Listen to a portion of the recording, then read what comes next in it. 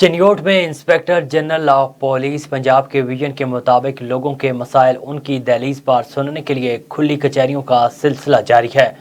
District police officer Chiniot Imran Ahmed Malik ने लोगों के मसाइल सुनने के लिए थाना सिटी में खुली कचहरी का इनेकाद किया। खुली कचहरी में सिटी सर्कल के पुलिस अफसरान, सहाफ़ियों समेत लोगों की बड़ी तादाद ने शिरकत की।